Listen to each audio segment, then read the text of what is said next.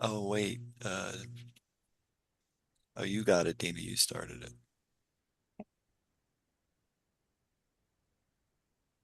All right, welcome everyone. Thank you for joining us to commemorate the World AIDS Day and attending today's webinar titled Advancing Collective Efforts to Address HIV-Related Syndemics. My name is Dini Arsono. I'm one of the co-hosts of today's webinars. And this webinar is organized by the Center for Interdisciplinary Research on AIDS, CIRA, at Yale University, an HIV research center funded by the National Institute of Mental Health. Today's webinar is being recorded. Links to the recording and slides will be emailed to registered attendees following the event. And we will start today's webinar with an introduction to the speakers. We will then have 3 presentations followed by a moderated discussion and Q&A. Throughout this webinar, please submit your questions or comments using the Q&A feature. And at the end of the webinar, as you leave Zoom, please take a few minutes to complete a brief evaluation survey that will pop up on your browser. Your feedback and suggestions will help inform our future events and activities. And we are delighted to host our esteemed speakers today. Their full bios and presentation abstracts are available in the event flyer. The link I will post to the chat in a moment. And today's webinar is moderated by Dr. Trace Kershaw, who is the chair of the Department of Social and Behavioral Sciences at the Yale School of Public Health. He's also the director of 2 HIV training grants, also at the school, and the director of CIRA. And with that, I will pass this along to Dr. Kershaw to introduce our speakers. Thank you. Thank you, Deanie. First, I just want to say thank you for joining us in the symposium. Really, 2 purposes for today. One, of course, to honor World AIDS Day, a day that really highlights the continuing fight against the HIV/AIDS epidemic and its impactful its impact on the communities that we live in and serve. And as well as the amazing impact the scientists, practitioners, and activists, particularly at CIRA, but all throughout the world, that have made, that have dedicated their life to the fight against HIV. The second focus is, and particularly the reason we picked the topic of syndemics, although syndemics is a very crucial kind of topic today, is to honor Dr. Meryl Singer. Dr. Singer is one of the founding members of CIRA back in the day when we started 27 years ago, and he passed away in May. He was one of our initial members. He's a distinguished scholar whose legacy really continues to resonate deeply within the field. Merrill, for those of you who knew him, spent considerable time first at the Hispanic Health Council in Hartford, and that's where he first was associated with CIRA, and then the University of Connecticut. He's authored more than 30 books and countless articles, and he's really become renowned as a thinker and is really one of the first developers of kind of syndemic theory and framework, particularly with its application to HIV. And so that is kind of why we are focused on it. Not only that he helped to introduce this topic 20 years ago, using HIV as an important case study, and that it has slowly but now become a central and crucial framework to really understanding health and health equity. And so we're glad we have 3 distinguished speakers who are going to kind of talk about how it's being applied in the modern day study of HIV. So our speakers will expound on this, but conceptually, just to give you kind of a brief overview, it focuses really on the biosocial complex. And Merrill, being kind of a medical anthropologist, really looked at it in this very complex way of how these biological factors and social factors kind of interact to create something that is more than the sum of its parts. So he was really conceptualized it as how several health outcomes and social factors, often focusing on social factors related to things that CIRA cares about, like injustice, factors that contribute to injustice and equities, how those all combine to have a significant impact on HIV and its comorbidities. So with that, we're going to talk a little bit. I'm going to introduce our first speaker. Our first speaker is Dr. Thomas Stopka, who is an epidemiologist and professor with the Department of Public Health and Community Medicine at Tufts University. Tom? Thanks very much, Trace, and thanks to you and to Deanie and to Robert Heimer for making this event possible. Gonna share my screen and put it in presentation mode. Um, can you see my full slide in presentation mode? Yes. Thumbs up. Okay, very good. There's Syndemics. This is a term. Many of Merle's titles were really powerful, and I'll get into Wither Syndemics in a bit. But this is really about Syndemics in terms of Merle's vision, and then the critiques and applications and innovations, and a tribute to Merle. And I'll talk a bit about Dr. Singer in terms of personal reflections and his contributions to the field, get into syndemics theory in terms of the basics and misunderstandings, as well as a couple of applications as related to infectious disease. And, I was first introduced to Merle's writing when I was pursuing my master's work at the Hopkins School of Public Health. And in a med anthro for public health class, we were able to read about, why does Juan Garcia have a drinking problem? The perspectives of critical medical anthropology. And of course, this was a subdiscipline of medical anthropology that Merle and Dr. Hans Bayer founded together several decades ago. And in this paper, they go into great depth on the political, historical, social impacts through the centuries, really, on the Hispanic community and ultimately the Puerto Rican community as it relates to alcohol use disorder and drinking problems. And shortly thereafter, I thought, well, this guy would be pretty cool to work with. And a job announcement came out, and there was a position for a project coordinator for a newly NIDA-funded study focused on syringe access use and discard across New Haven, Hartford, and Springfield, which we endearingly called the I-91 study. And, these were three sociodemographically similar cities, but with different syringe access policies. And I had the tremendous opportunity not only to have a stellar mentor in Merle, but also in Drs. Robert Heimer, Kaveh Kushnud, and David Buchanan. And we had really fabulous outreach staff, ethnographers, and statisticians across the three sites as well. And we were aiming to examine neighborhood level context around HIV, AIDS, and hepatitis risk. And some of my fond memories harken back not only to the amazing staff from a research and an applied public health and community health perspective, but also good Puerto Rican food in the Frog Hollow and South End neighborhoods with Merle there on the left. And of course, Merle's prolific writing, and I think even more prolific than many of us realize, because much of the work that he's written is not indexed in the biomedical science repositories, especially a lot of his work in anthropology. But Merle's been acknowledged, including for his career achievement award through the Society of Medical Anthropology.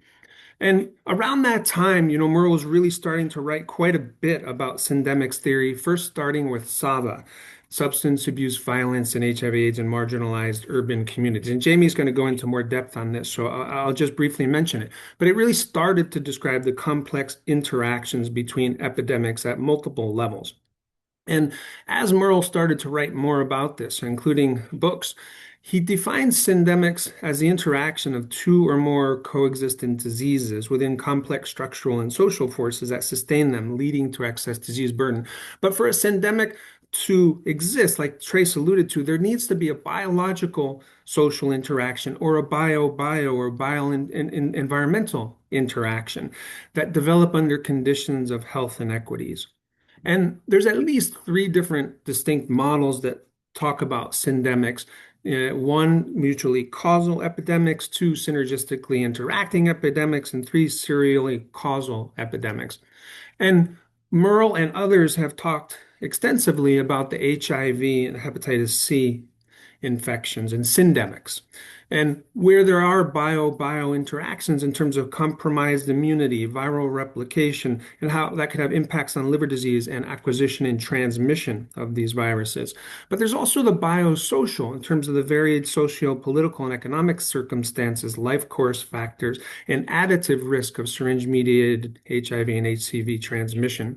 And we know in recent years there's been an increasing number of HIV outbreaks amongst people who inject drugs. And there's more points on the map than illustrated here. And unfortunately, we're close to one in northeastern Massachusetts, but these are characterized by large spikes in HIV infections, HCV infection rates that also increase precipitously, and syringe sharing as one of the principal causes of transmission. But each of these syndemics really have unique contexts, right? In rural Scott County, Indiana, a prescription opioid oxymorphone that was quite viscous in its injectable format required multiple injections per injection event, that in a place where there was really inadequate syringe access in a tight-knit rural community, really paving the way for huge increase in HIV infection rates. You contrast that with northeastern Massachusetts and the Merrimack Valley, where we saw a precipitous increase in HIV infection rates amongst PWID and in the younger population, right, an urban population. And here, fentanyl was what appeared to be contributing largely to the syndemic, with its short half-life and the need to inject multiple times in a day, which contributed to syringe reuse and more syringe sharing, but also high levels of co-infection with hepatitis C and homelessness. So throughout this past couple of decades, few decades really, there's been an evolution of understanding around syndemics, including a focus on syringe-mediated syndemics, syndemics and health disparities, but also critiques as it relates to syndemics as a theory in search of data or data in search of a theory. And really the call for more explicit and thoroughly implemented methods in data. And in 2020, Merle and a couple of his colleagues wrote about wither syndemics, and they did a scoping review to look at trends in syndemics research, really about the state of syndemics research at that time, reflecting on the fact that the concept of syndemics had spread across disciplines over the past several decades, and that the power of syndemics lie in the reframing of health problems, not to focus simply on one disease at a time, but interacting epidemics shaped by social, structural, and environmental conditions. And through their scoping review, which included a review of 143 articles over this 5-year period, only a small subset, 22 papers, met criteria for true syndemics definition. Many papers were classified as potential syndemics, and many others didn't even meet these criteria. And this highlighted the challenge in conceptual clarity and methodological rigor. And it really underscored the importance of remaining true to original syndemics theory rather than diluting it. But it also got us thinking more carefully about the analytical considerations, right? Syndemic theory in and of itself can be complex, but how do we effectively analyze whether a syndemic exists? And that's where syndemic theory started to shift in some of its focus to develop more robust empirical analytical approaches, considering the complex nature of disease interactions in this larger milieu, the social environmental context. But there's not really consensus around what methods should be used to model syndemic. Stahl had talked about additive multivariable regression models. Tsai had proposed multi-level models that incorporate interactions across terms and levels. And there's some interesting debate in the literature among them and others during years past. Fast forward a few years, and along with my colleague, former postdoc and now current colleague, Dr. Kershaw at Tufts, and colleagues at Texas and West Virginia, we presented spatial epidemiology as an empirical framework for syndemics research, building upon the prior work of Bullitt and Singer, and trying to better assess how infectious diseases proliferate amidst the opioid crisis and socioeconomic factors that co-occur. And we presented an analytical framework using various mapping and spatial analytical and modeling techniques. And we, in the paper, present a case study on West Virginia focused on HIV and HCV infections associated with opioid use, and present concepts that can be considered for analysis of other syndemics for which space-time data are available. We highlight 3 steps. First, to investigate individual effects. Second, to explore co-occurrence of diseases and other factors. And then to look at spatial syndemic models. And I'll talk a little bit more about these. And these were the focal measures: HCV, HIV, overdose, and income on the social level. And for step 1, we aim to incorporate GIS and spatial epi into infectious disease syndemics using something called ESDA, or exploratory spatial data analyses, to visualize the individual variables and to gain a broader appreciation of complex underlying factors driving co-occurrence of diseases across geography, and time. In step 2, we explore the co-occurrence of disease and potential social and biological drivers, incorporating bivariate maps as well as bivariate spatial correlation analyses to start to test for spatial correlations. And then in step 3, we jump into more complicated spatial modeling techniques like multivariate conditional autoregressive models to identify geographic variations in co-occurring diseases while adjusting for interactions and impacts for social and biological drivers. So in the paper, some of our take-home messages that were spatial epidemiology can facilitate study of spatial variations to understand the geographic landscape and risk environment, and to develop spatial and spatiotemporal models to understand, measure, and analyze disease syndemics, as well as social, biological, and structural factors associated with them in space and time. Together with a number of colleagues across our Rural Opioid Initiative, this was a NIDA-funded initiative, we aim to look at serious bacterial infections, SBIs, and hepatitis C virus among rural people who inject drugs, and whether or not these comprise a syndemic. And these are the sites with whom we collaborated. Dr. Peter Friedman and I were multi-PIs for the New England site. It's a stellar group of folks. And in New England, we focused on Vermont, New Hampshire, and Western Massachusetts, rural communities there, places that have been impacted by the HIV epidemic through the decades, as well as hepatitis C and overdose in increasing numbers in recent years. And in terms of background, SBIs pose major health risks in rural communities, and hepatitis C virus infections frequently co-occur when it comes to substance use-related behaviors. But there's been limited research that looked at whether or not there are syndemic interactions between these infections and behaviors. So we hypothesized that injection-mediated behaviors could increase risk for both HCV and SBI, potentially worsened by synergistic biological and social interactions. This is our conceptual model, relatively straightforward, really looking at interactions between drug use and drug use behaviors, along with homelessness and the two infectious disease outcomes. This methodologically entailed a cross-sectional survey across the rural communities I highlighted. Our primary outcome was past-year hospitalization for an SBI, secondary outcome, hepatitis C antibody testing, and we calculated multivariable prevalence ratios and models for SBI-associated drug use behaviors, and particularly multiple injections per injection event, MIPI, which was highlighted in the Scott County, Indiana outbreak, as well as fentanyl use. We evaluated effect modification across risk factors and multiplicative interaction models, adjusting for demographic and behavioral correlates and covariates. In terms of our descriptive results, this was amongst a sample of nearly 2,000 people across a variety of rural contexts. 57% were male, 85% were white, with a mean age of 36 years. 5% of participants reported a past year SBI hospitalization, 58% tested HCV antibody positive, 5.6% of the HCV positive individuals had a past year SBI.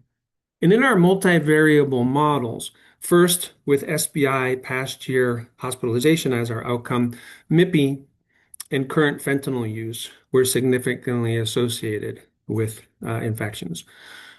When we looked at SBI and HCV infections together, MIPI was even more strongly associated with the outcome.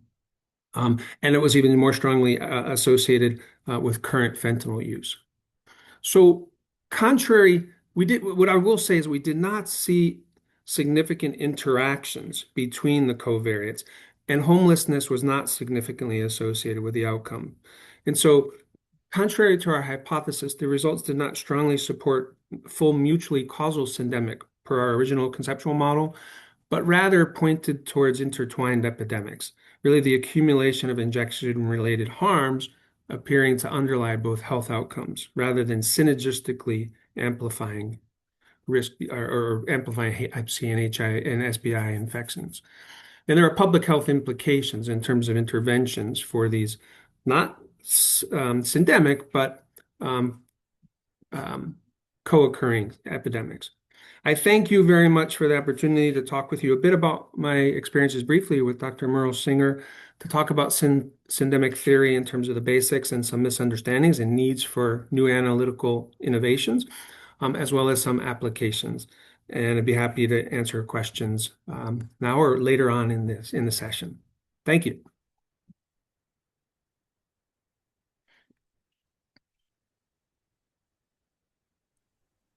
Thank you. Now, that was great. Thank you for the background and for the tribute to Merrill. That was a quite lovely stuff. Let's keep the questions till the end. I think will be the easiest, and then we'll open up for the entire panel. So my next introduction is Dr. Jaimie Meyer. Dr. Meyer is an associate professor of medicine here and public health. Sorry, James, at Yale University.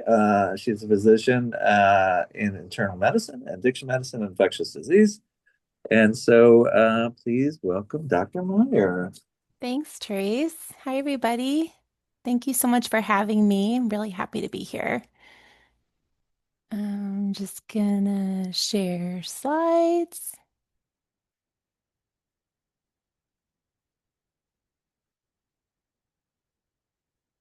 Okay, can you see? Looks great, Jaimie. Okay, thanks.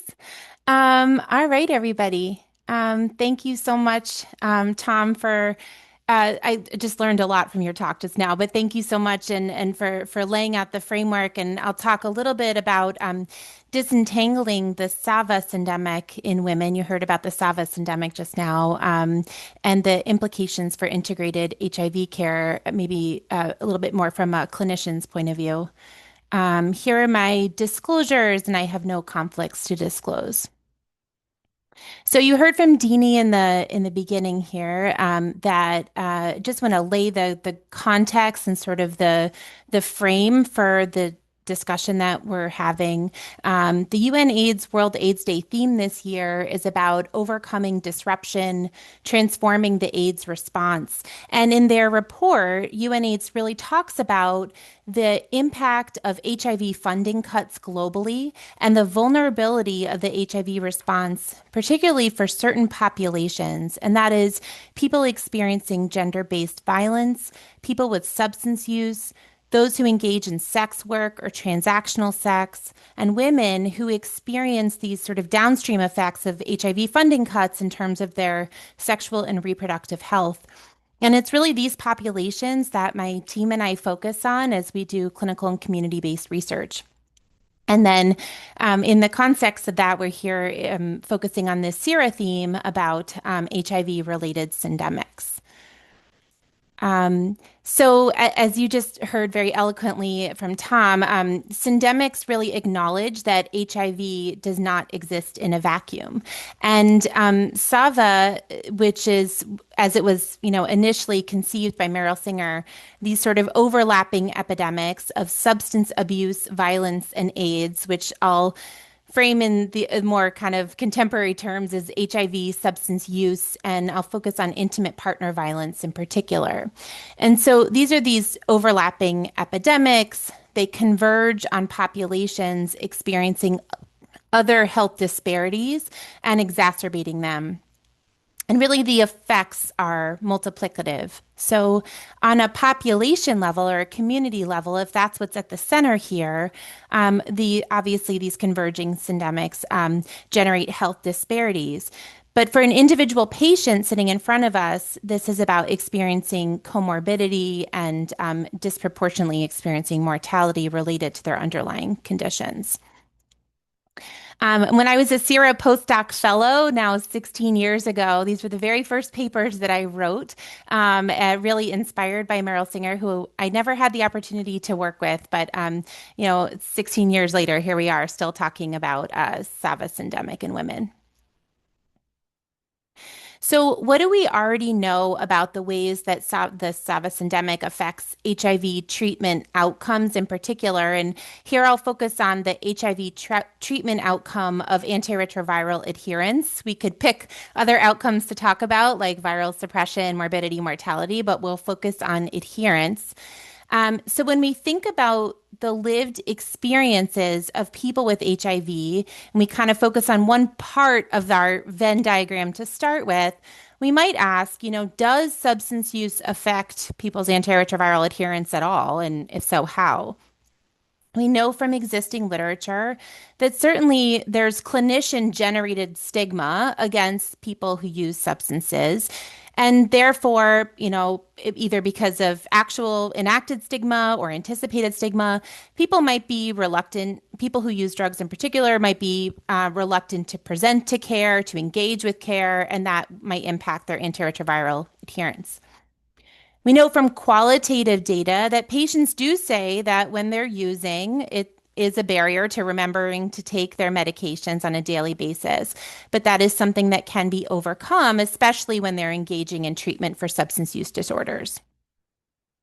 Whether or not substance use affects antiretroviral adherence probably depends on the day, might depend on the type of substance use and whether or not treatment is available. And also might depend on the day and what type of antiretroviral we're on, what class, and how sort of forgiving it is in terms of barriers to resistance. Pivoting to the other part of the SAVA syndemic Venn diagram here, thinking about how intimate partner violence affects antiretroviral adherence. Systematic review, this is just one example, but there's systematic reviews showing that it does negatively affect antiretroviral adherence.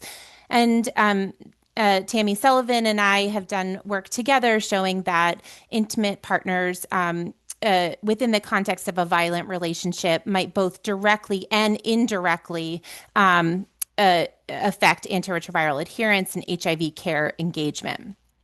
So what was not really known or had not really been described before was how, using a sort of more syndemic framework, how IPV and substance use interacted and synergized to impact women in terms of their antiretroviral adherence and how it did so on a daily basis. And that's really about people's lived experiences with HIV, what they have to, navigate on a daily basis.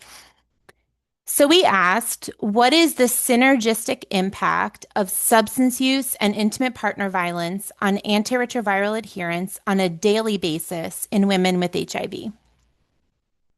So really excited to share with you, hot off the press, this is data from our recently completed iCare study, which was an NIMH R01 on which I was a MPI here with Tammy Sullivan shown here. This is our amazing team, and this modeling work was done by Laura Callanan, our amazing statistician shown here.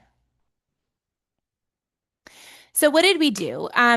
We enrolled adult women with diagnosed HIV and lifetime experiences of intimate partner violence, so it could be physical, psychological, or sexual, to participate in a micro-longitudinal study. And that meant that we recruited women with diagnosed HIV, both from clinics throughout Connecticut and from community-based settings.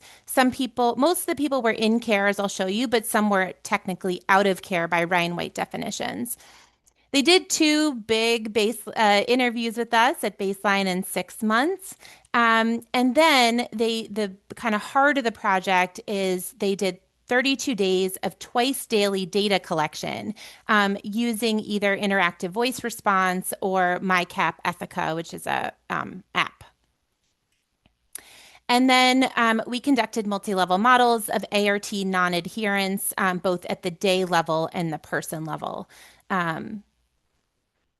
So we screened 322 women, of whom 275 were eligible. 162 enrolled and completed that big old baseline survey, baseline interview. And for the purposes of this analysis, where we focused down further, there were 147 who were on oral antiretroviral therapy that they took either once or twice daily, and 129 ultimately had daily data available, which means they had completed at least 2 of the microdata surveys. So we ended up with a huge complete data set of 125 people with 2,439 days of data and an imputed data set of 129 with 3,286 days of data. Most of the models I'll show you today are about the complete data set. The imputed one is a little bit more nuanced that cannot be covered in 15 minutes. Okay, so our 129 in the total sample was really highly reflective of women living with HIV in Connecticut. They had a mean age of 54. We know we have sort of an aging of the HIV population, particularly in Connecticut. 20% were Hispanic or Latina, and a majority identified as Black. Most were unemployed. Almost everyone in this study was insured. This is reflective of the fact that we are in a Medicaid expansion state, and we additionally have Connecticut AIDS Drug Assistance Program to help cover medications for people who are underinsured. People had been living with HIV for a mean of 23 years, so these are really long-term survivors. Almost all were engaged in care. You might expect that. We were recruiting mostly from clinics, and of those, almost all were virally suppressed. At baseline, they reported a high prevalence of both lifetime and current unhealthy substance use. So a quarter of the sample met criteria for hazardous drinking by the audit. 3/4 had ever used cocaine, and of those, 61% had moderate to high risk use. And there was relatively high prevalence of overall use of opioids, including moderate to high risk use of illicit opioids and prescription opioids, although I would argue that those categories are, the lines are a little blurry. And then we looked at at baseline, their recent experiences of intimate partner violence. So remember, everyone in the study had lifetime experiences. And overall, about half of the sample was currently in a relationship. And I was somewhat surprised to find that of those, 82% had experienced intimate partner violence with that partner in the past 30 days.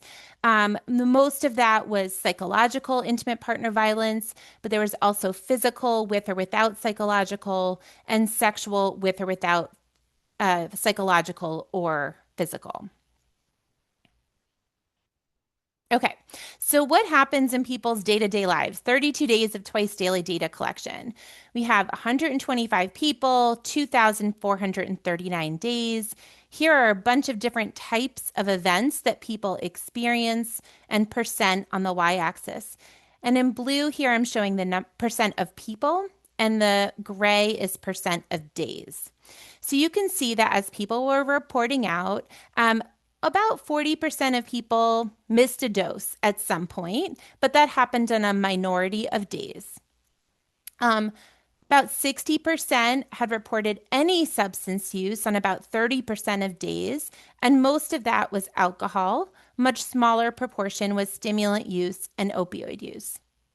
Among people who were partnered, now they're reporting out during these 32 days, 70% reported any experiences of intimate partner violence, and that occurred on 40% of days. So they're recording it sort of real time.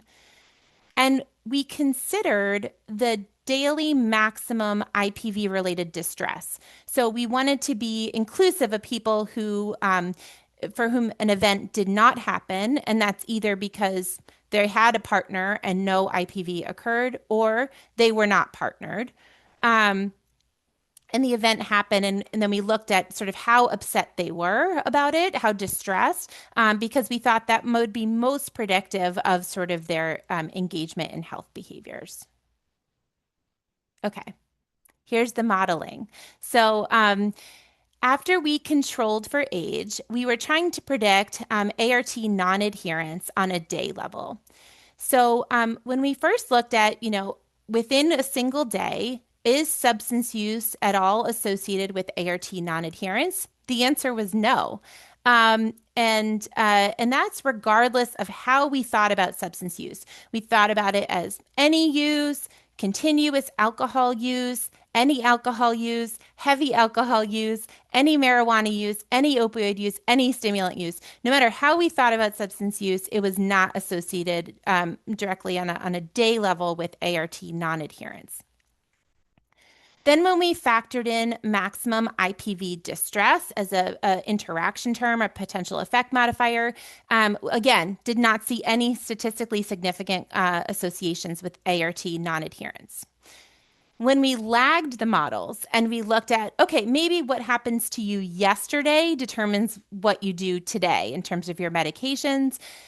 We lagged substance use, maximum IPV distress in the same ways, and for the most part, they did not predict ART non-adherence.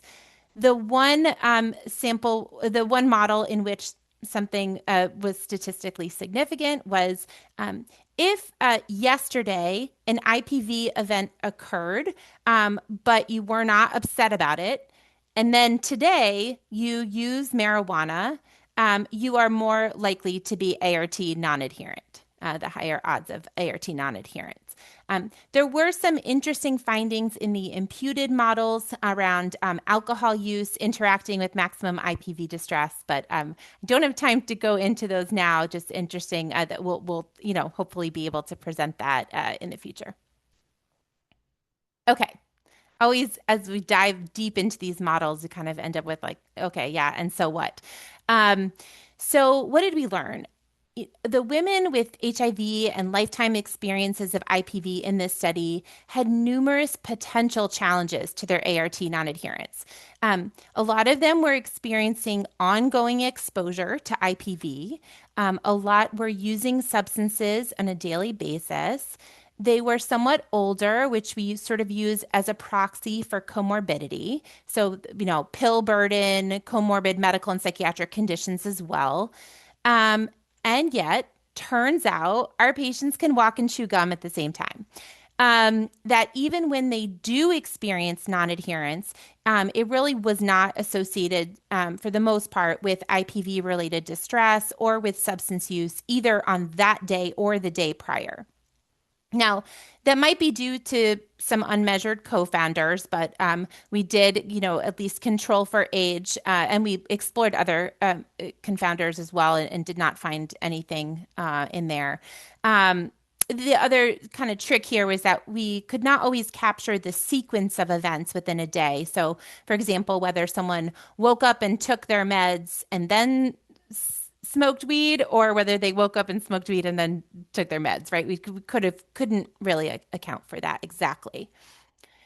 It was cool to find that even when people do experience non-adherence, their ART regimens are really robust enough to tolerate it. And the majority of people here were on single tablet regimens. The majority of people were virally suppressed still. So that really points to, I think, resilience, both of the patients and the people in our study, but also the resilience and the sort of tolerance of the current ART regimens that sort of tolerate missing a dose here and there. And a couple of my colleagues in the Yale AIDS program recently published a really nice piece looking that called for a need for a workforce that really can address all of these conditions. I as someone who takes care of patients with HIV, was really surprised to find what people are navigating on a daily basis by doing this study. So you really need a workforce that can kind of handle all of the things and support our patients for care. This work would not exist without this awesome team. These are our lab members, but also mentors, collaborators, funding support. And here are my references, and happy to take questions, emails, everything else. And thank you so much for letting me be here today, inviting me. All right. Thank you, Jaimie. Thank you. That was a great presentation. So thank you. All right, so our last speaker, let's just hold questions till the end. Our last speaker is Dr. William Lodge II. Dr. Lodge is an assistant professor at Cornell University at the Brooks School of Public Policy. And so please welcome Dr. Lodge.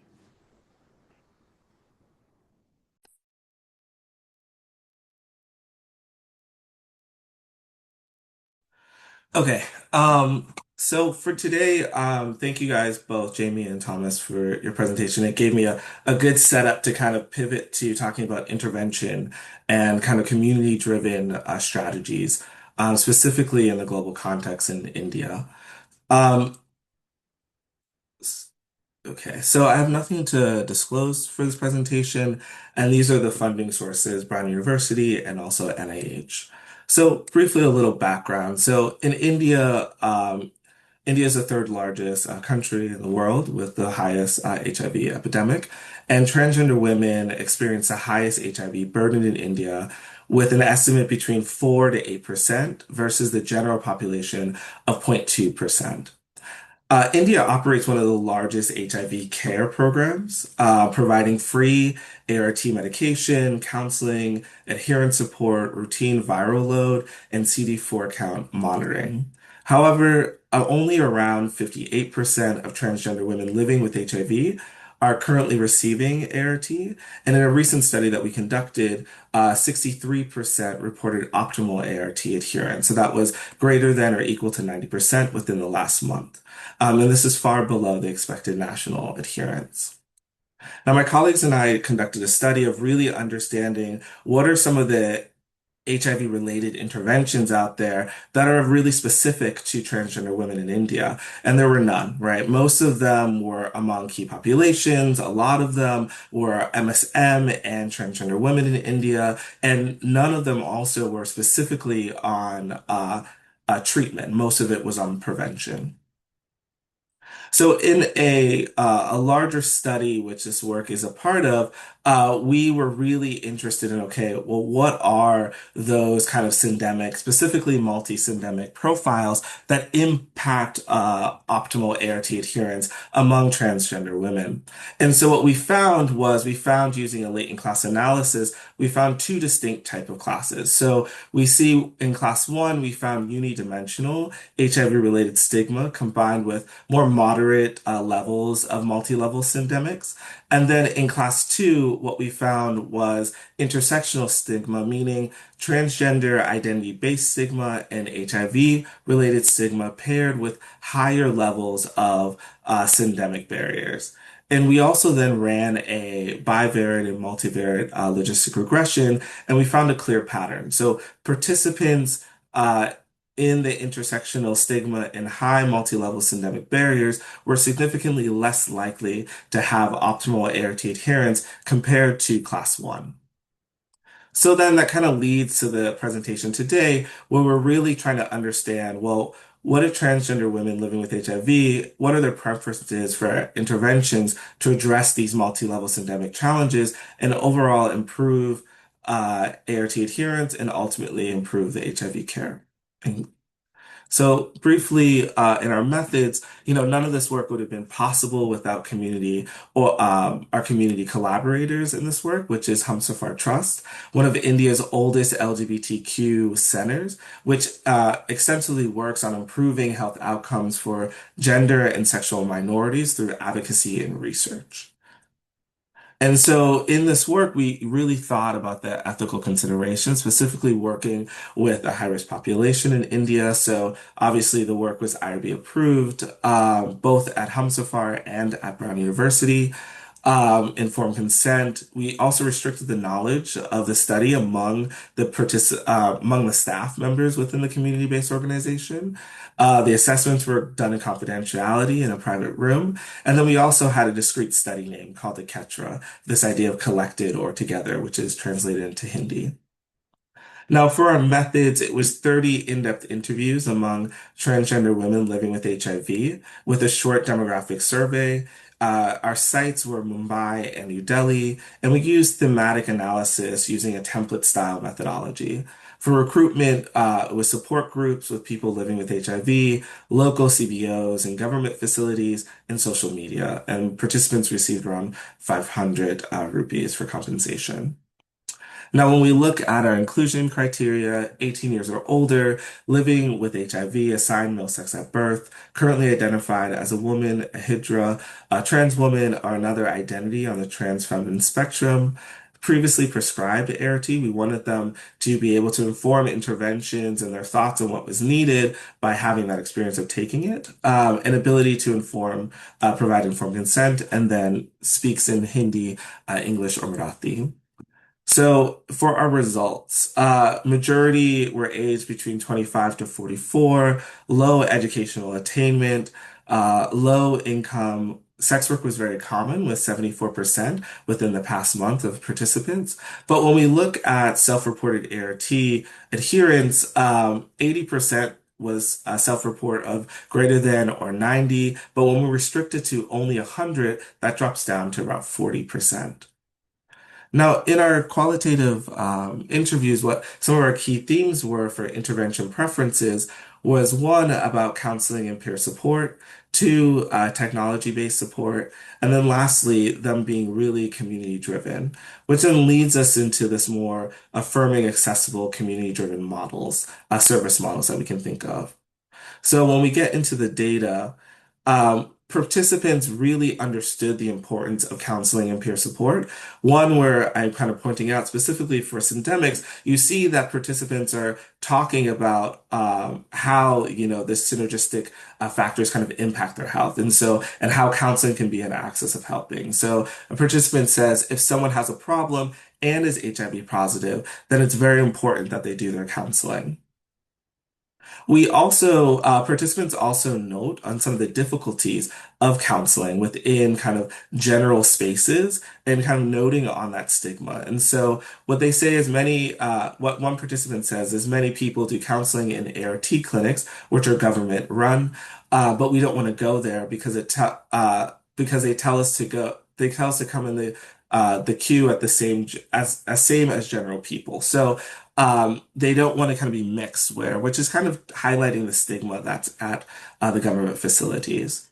And then they also people provided kind of solutions to that, right? And so really having them be linked through CBOs, so that, they're understood by the people that they are going to, and that there's this kind of acknowledgement of their own identity. Now, the next theme that we have is technology-based support. People in our study were really like the idea of using social media, text messages, even an app that will both entertain them but also remind them about their medication. It was also really important that technology not only be used for disseminating information about HIV, but also other kind of health concerns that people have. And so we can think of non-communicable diseases, we can think about nutrition. And so participant notes that it should guide dietary restrictions and recommend for consuming food with medication, which can help increase their CD4 count. Finally, the ability for technology to be used as a virtual space for social support and community belonging. So participant really describing we can form a WhatsApp group of positive people, keep having discussions there. Additionally, we can start a support group meetings also where positive trans and positive MSM can come. It's an open platform. Participants are also aware of some of the limitations in having kind of these virtual spaces or kind of technology-based interventions. One, which I think is really important when we work in the global context, is really thinking about the digital divide here, right? And so participant notes, because not everyone can understand the technology. If we do have virtual meetings to meet someone online, then they don't understand it. However, if we interact face to face, they will understand it, right? So just kind of reminding us as researchers in intervention design that it's also critically important to think about the digital divide in this as well. Now, final theme that I'll go over is kind of community-led delivery and why that's really important. Participants note that they actually prefer a separate center exclusively for transgender women. Here, when transgender women visit regular clinics, they're often met with disappointing looks. This is kind of noting back to what people experience in counseling as well. So having this separate center is really important. It's also important to kind of know some contextual background is that recently, the India had to shut down their trans-exclusive centers, health centers, because of USAID funding, right? And so these spaces were available. However, they have been shut down most recently because of funding. Also, which I really thought was interesting, was kind of leveraging community ties in providing care, but also providing kind of economic upward mobility here. So, Hijras, which also it's a kind of a sector of a transgender identity, trans women identity in India, should deliver the medicine and and be provided jobs. Hijras have got such a blessing that they can go anywhere, they can do anything impossible and go anywhere, right? And so talking about how this population can really kind of access certain areas that might be difficult for certain people to kind of access, and they should be the face of the delivery. Now, finally, when asked and kind of probed about like, well, then who should kind of run these programs? There was an emphasis that these programs should not be run by the government, right? But rather that only the community should run them because only the community can understand. Participant says only we can understand our community. If transgender women say something, then they will listen because they know what they know she is saying it for their betterment, right? So kind of pushing the focus more on CBOs or more on the community rather than these government-led programs. Now, when we think about our kind of key takeaways from this work, so we have one, the counseling and peer support, two, technology-based support, and community-led delivery. And what I find important about our findings is that their participants are not asking for large overhauls of interventions, but rather small refinements that can be done to kind of improve the healthcare HIV care continuum in India. So these are more of targeted adjustments to kind of make existing programs inclusive and affirming, which will then reduce multi-level syndemic barriers, which we noted from the previous study, and then ultimately improve HIV care outcomes.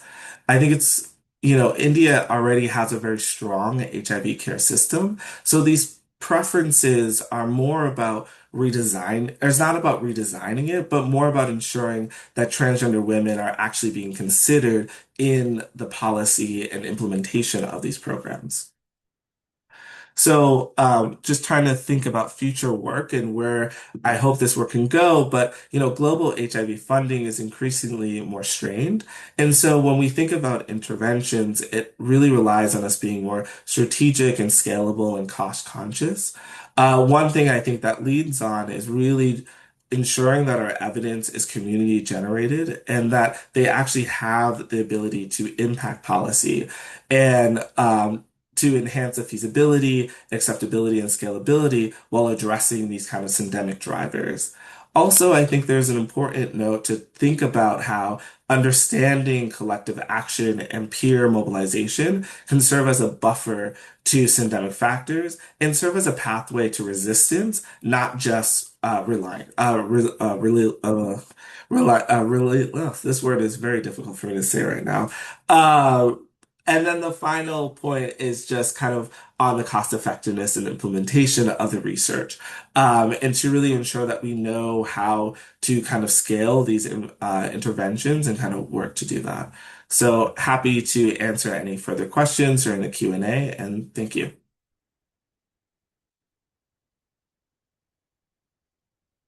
Thank you, Will. That was incredible. Thank you, everybody, to our panel. So now we can open up questions. You can either raise your hand or if you submit questions to the Q&A. Kavi, I see you have a question. Do you want to start off? All right. Although did Tom come back? I did. Tom. Yes. Sorry. Sorry. Can you hear me okay? Yeah. Kavi, do you want me to read your question or do you want to read it? Sure. No, honestly, learning about spatial epidemiology, and I'm also thinking about implementation science, which I know our colleague Luke is with us. I feel like the two of them could be quite helpful to address HIV/AIDS among sort of forcibly displaced population in crisis situation. So yeah, I'm just curious to get your perspective, Tom. Sounds good, Kaveh. Apparently Zoom needed to update on my computer 2 minutes ago, so I rejoined with my phone. But Kaveh, yeah, I appreciate your question. I read it, and here are my thoughts, and I'm so glad you're here. I see you and Robert are here, which is wonderful.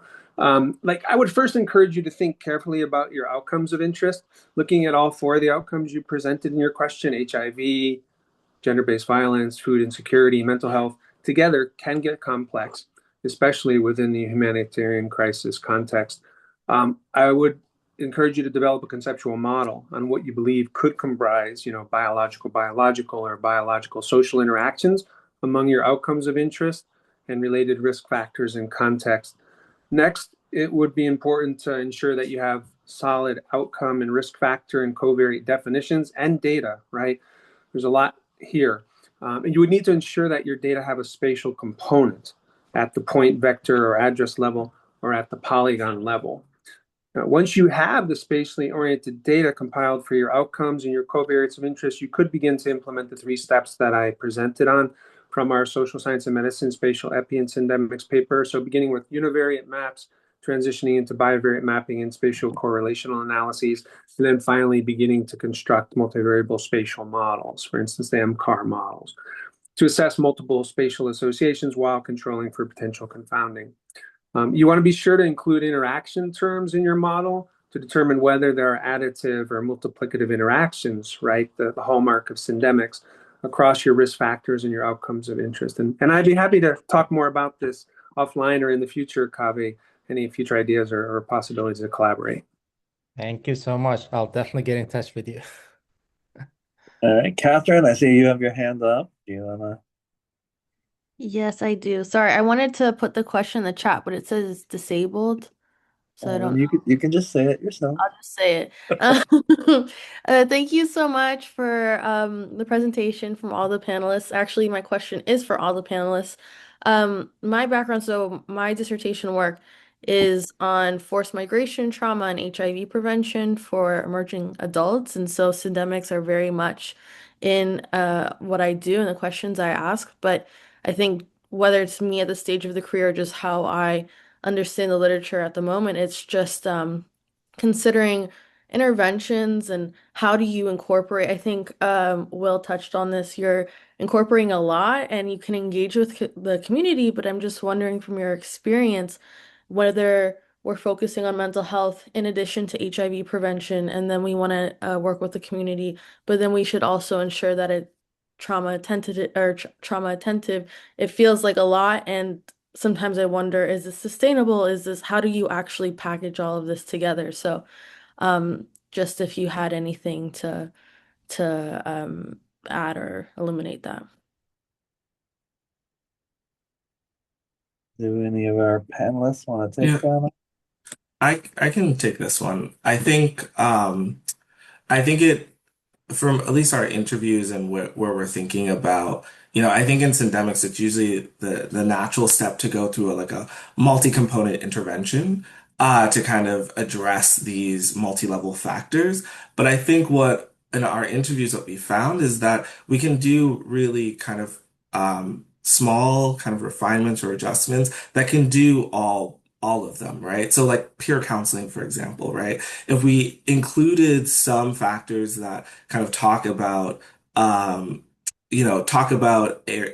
adherence, talk about nutrition, talk about comorbidity, and we have an integrated system, how do we build that within an already existing framework to kind of improve the betterment rather than kind of stacking on interventions that could be really costly, specifically in the global south? And so that's how I kind of think about my work of kind of small touch points that we can really use to kind of refine already existing systems in order to improve health outcomes. And so it kind of allows us to kind of think more holistically about what we already have in place in order to kind of address those syndemic barriers. Thank you. All right, thank you. I would just add that, First, you want to ensure that there's an actual syndemic occurring, right? That you're seeing the bio and the biosocial interactions. And if you are, I agree with what was said, but I would also mention that if you understand the interactions and if you could think of an intervention, one intervention that would address some of those interactive properties that can impact both of your health outcomes or multiple health outcomes, that could be a fruitful intervention to consider. Again, I agree that going with multiple interventions can be complex, but if you can think of one that might get at the synergistic components of the syndemic, you might be able to address, multiple health outcomes at once. Or, I mean, the idea would be creating something, I think like you had said, Will, like that's flexible, like peer counseling or MI, that can adapt to that person's combinations. Because even like the idea of syndemics, they're not going to potentially interact the same across individuals. They could have different manifestations, right, in the way they interact or the type of impact it's having. So if you create something that is adaptable and personalized or tailored, that's another potential approach. Maybe. I do think there's a way to, sorry, real quick, go ahead. Trace. I do think there's a way to kind of think about what the pressure points are and if you can impact one component of a syndemic and therefore have downstream effects on the other. So just as an example is, effective treatment for substance use disorders can impact a lot of different components. Housing can impact a lot of different components, right? Yeah. So just kind of paying attention to what people need. All right, that unfortunately, but fortunately, our time flew by, and we are at our time, I think. And right, Dee? Yes, we do have a couple of a question in the Q&A, and we will send them to the panelists so we can follow up by email. So thank you. So thank you so much. Give a big round of applause to our excellent panelists, Tom, Jaimie, and Will, who really kind of showed kind of the complexity of the effects of syndemics and the importance of syndemics. And thank you all for their tribute, both directly and indirectly, to Meryl's work. And thank you for joining us on this World AIDS Day celebration. So thank you so much. Thank you. Thank you. Thank you, everybody. Thank you, everybody. Thanks.